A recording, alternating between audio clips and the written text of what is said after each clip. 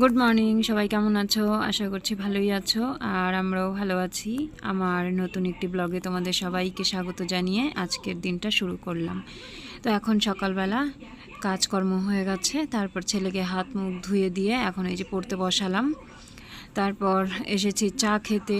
রোজ দিন যা খাই আজও তাই খাচ্ছি, চা আর মুড়ি। তো দেখো বাইরে কেমন বৃষ্টি হচ্ছে। সকালে কিন্তু আবহাওয়া বেশ ভালোই ছিল, হঠাৎ করে আকাশটা অন্ধকার হয়ে গেল আর এই যে বৃষ্টি শুরু হয়ে গেল।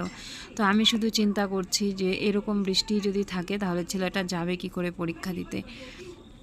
তো ঠাকুরের কাজ ঠাকুর করে, কিছুক্ষণ পরেই বৃষ্টি কমে গেছে। তো সমুদ্রের পাপা বাজারে গেছিলো, তারপরে এই যে মাছ নিয়ে এসছে। মাছগুলো এত সুন্দর ছিল, একদম চকচক করছে রূপোর মতো, আর খেতেও খুবই সুস্বাদু ছিল। একটুখানি সেদ্ধ ভাত রান্না করেছিলাম, তারপরে সেটা সবাই মিলে খেলাম। ওই মানে সকালে তো বেশি খাওয়া যায় না, অল্প স্বল্প খেয়ে তারপরে পরে দুপুরের জন্য রান্না করি। তো ওই যে ছেলেকেও খাইয়ে দিলাম, এখন ওকে ওর পাপা রেডি করিয়ে দিচ্ছে। আর আছে 3টে পরীক্ষা, তো পরীক্ষাটা হয়ে গেলে আমিও একটু শান্তি পাই। কন্টিনিউ পরীক্ষা হলেই ভালো, কিন্তু একটু চাপ হয়ে যায়।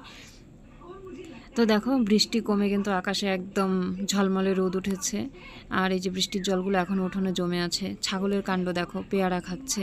মানে গাছে এত পেয়ারা হয়েছে কিন্তু নষ্ট নষ্ট হয়ে যায়, তো মানুষে খেতে পারে না, তো পশু পাখিতে খেয়ে আর কি কাজে লাগায়। যাই হোক, ভালোই হয় একদিকে। তো মাছ কাটা ধোয়া হয়ে গেছে, সমুদ্র ঠাম্মি আজকে মাছগুলো কেটেছে। তারপর আমি এখানে এই যে মশলা বাটছিলাম, একদিকে ভাত উপুর করলাম, মানে অর্ধেক মশলা বেটে তারপরে ভাত উপুর করে এখন আবার এই যে কড়াইটাকে গরম বসিয়ে দিয়ে বাকি মশলাটুকু বেটে নেব। আর মাছের উপর দিয়ে দিচ্ছি হলুদ, লবণ, এগুলো মশলা বেটে তুলে রেখে তারপরে ওই হাতেই একেবারে মাছটাকে মেখে নেব। কড়াই ওইদিকে গরম হচ্ছে, মাছ ভাজাও হয়ে যাবে। লঙ্কা বাটা দিয়ে বাসা মাছের ঝোল। ভাত নাইমে গেছে, কোনো কিছু রেডি হয়নি আজকে, নাকে মুখে লাগছে। চচ্চড়ি, সাদা নিরামিষ, মাছ আসিম সুন্দর ডাটা আলু বেগুন দাও, না তো খালি আলু বেগুন দাও। হ্যাঁ, ভালোর অল্প খাও।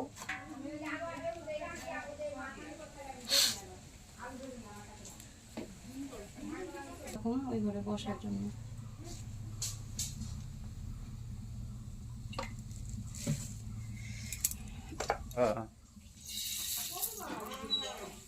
এটা হচ্ছে একটা টোটকা। কড়াই তেল দিয়া তার উপরে একটু লবণ ছিটিয়ে দিলে মাছ নাকি কামড়ায় ধরে না।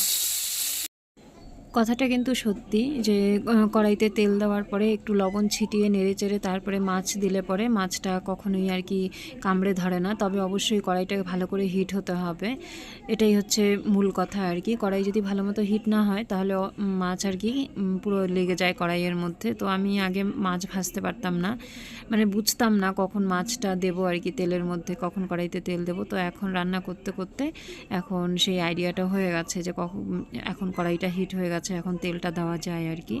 তো সবাই একটা সময় রান্নায় কাঁচা থাকে, আমিও যে একেবারে খুব মানে ভালো রাঁধুনি তাও না, তবে যতটুকু আর কি করতে পারি চলে যায়। কথা বলতে বলতে মাছ ভাজা হয়ে গেছে, এখন কড়াইতে দিয়ে দিলাম আর একটু তেল, তারপরে জিরে ফোড়ন দিয়ে এখন তরকারিগুলো দিয়ে দিচ্ছি।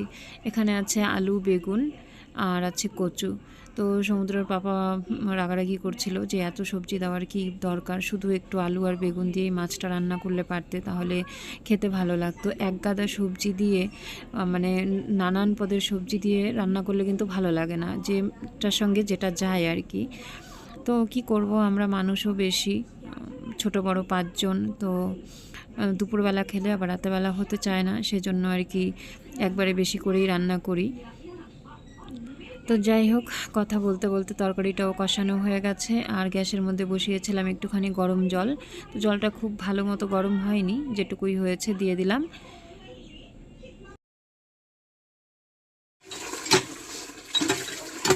এইখানে কাজ করো, বহুত সাবধান। ওই দেখো এটা কি, ওমা সমুদ্রের বাবার কথা শুনে আমি পুরো ভয় পেয়ে গেছিলাম যে না জানি কী এসছে আবার কলপারে। তো দেখি না, এই যে বোলতার চাক, এটা তো 3-4 দিন আগেই দেখেছি। তবে সত্যি কথাই একটু সতর্ক থাকতে হবে, কারণ যদি এর মধ্যে নাড়াচাড়া পড়ে তাহলে আর উপায় নেই, কামড়ে শেষ করে দেবে। তো 3-4 দিন হলো দেখেছি, কিন্তু এটাকে যে কি করব ঠিক বুঝতে পারছি না। একদম ঠিক মাথার উপরে যেখানে দাঁড়িয়ে কল চাপা হয় ঠিক তার উপরেই বোলতার চাক বানিয়েছে। তো কি করব, কেউ জেনে থাকলে অবশ্যই একটু পরামর্শ দিও তো। আর প্রজাপতিটা দেখো কি সুন্দর ফুলে ফুলে ঘুরে বেড়াচ্ছে। আর রান্না বসিয়ে দিয়ে, মানে তরকারি বসিয়ে দিয়ে আমি এলাম বাসনগুলো ধোয়ার জন্য। বাসনগুলো কিন্তু আমি আগে একবার ভালো মতো ধুয়ে নিয়েছিলাম, তো এখন আরেকবার ধুয়ে নিচ্ছি। তো অনেকে দেখে হয়তো ভাববে যে বাবা একটুখানি জল দিয়ে ধোয়া হয়ে গেল। না, আমি আগে ভালো মতো ঘষে ঘষে ধুয়েছি, কারণ সাবান হোক ছাই হোক যাই দিয়েই বাসন মাজি না কেন, বাসনের মধ্যে কিন্তু লেগে থাকে, সেটাকে হাত দিয়ে ভালো করে ডলতে হয়। তো প্রথমে ভালো মতো ধুয়ে পরে আবার ধুলাম আর কি। তো আমার বাসন ধোয়া হয়ে গেছে, চলো এখন ঘরে যাই, গিয়ে দেখি তরকারির কি অবস্থা।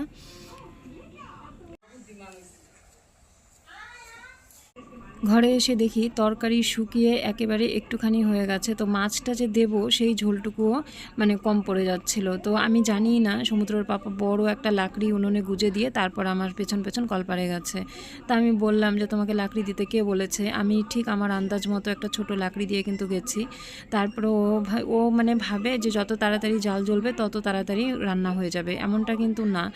অনেক সময় অনেক বেশি জোরে জাল দিলে তরকারি পুড়েও যায় কষানোর সময়। আবার ঝোল দেওয়ার পরে জোরে জাল দেওয়া ঠিক, কিন্তু এতটাও জোরে না যে তরকারি শুকিয়েই গেল আর সেদ্ধ হলো না। তো দেখো, যাই হোক ভালোই হয়েছে, মাখা মাখা হয়েছে মাছের ঝোলটা। আর এই বেদানা আর হচ্ছে নাশপাতিটা হচ্ছে যে পুজো করেছিলাম সেই পুজোর ফল। তো এই দুটোই পড়েছিল, কেউ খায়নি। তারপর সমুদ্র ঠাম্মি এগুলোকে কেটে কুটে রেডি করে দিল, এখন সবাই মিলে খেয়ে নিলাম। তো মাছের ঝোলের সাথে তো আরেকটা কিছু লাগবে, সেজন্যই যে এখন ধুন্দুল ভাজা করছি। তো এটাকে বসিয়ে দিয়ে যাব আমি স্নান করতে। তো স্নান করে খাওয়া দাওয়া করে তারপর যাব ওর বড় পিসির বাড়িতে। তো রান্না করতে করতেই আমাদের প্ল্যান হলো যে আজকে বিকালবেলা যাব। আমার যাওয়ার কথা ছিল না, হঠাৎ করেই মনে হলো যে যাই। আর সমুদ্রের পাপা একটু বেরিয়েছে কাজের জন্য, তো আসার সময় আমাকে নিয়ে আসবে। তো সমুদ্র, আমি আর ওর ছোটো পিসি 3 জন যাচ্ছি। ওর পিসি থাকবে আজকে। ওর পিসি মানে সমুদ্রের পিসির বাড়িতে আজকে আগামীকাল একটা অনুষ্ঠান আছে। তো যাই হোক, এখন ওই 5টা 5:30টার মতো বাজে আর কি। তো সবাই মিলে যাচ্ছি, আর যেতে যেতে রাস্তা দিয়ে ভিডিও করছি। তো আমার ভিডিওটা যে যেখান থেকেই দেখছো, আমার মানে আমাদের গ্রামটা কেমন লাগে অবশ্যই কমেন্টে জানিও। এই হচ্ছে নদীর ব্রিজ, আমরা এখন ব্রিজের ওপরে আছি।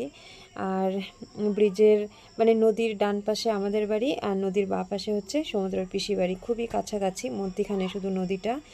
তো আমরা হচ্ছে সিঁড়ি দিয়ে নামছিলাম ব্রিজ থেকে নিচে, ওই সময় দেখি সমুদ্রের পাপা আসছে। তো আমি খেয়াল করিনি, তো আমাদেরকে ডাকলো। তো ও নিচে আসছে হেঁটে হেঁটে, আবার সমুদ্র কিছুটা দৌড়ে গেল। তো যাই হোক, আমি বললাম তাহলে আমরা যাই, তুমি বাড়ি গিয়ে স্নান টান করে ফ্রেশ হয়ে আসো। তো তারপরও নেমে একটু দেখা করে গেল। তো চলো, ওর পিসি বাড়িতে গিয়ে আর ভিডিও করব না, কারণ ভিডিও করার মতো পরিস্থিতি ওই বাড়িতে না। যাই হোক, সেটা অন্য কোনো সময় বলবো। তো সন্ধেও হয়ে এসছে, আর দেখো আমাদের মাথার উপর দিয়ে কত টিয়া পাখির ঝাঁক যাচ্ছে। তো চলো, ভিডিওটা আজকে এখানেই শেষ করছি, সবাই ভালো থেকো।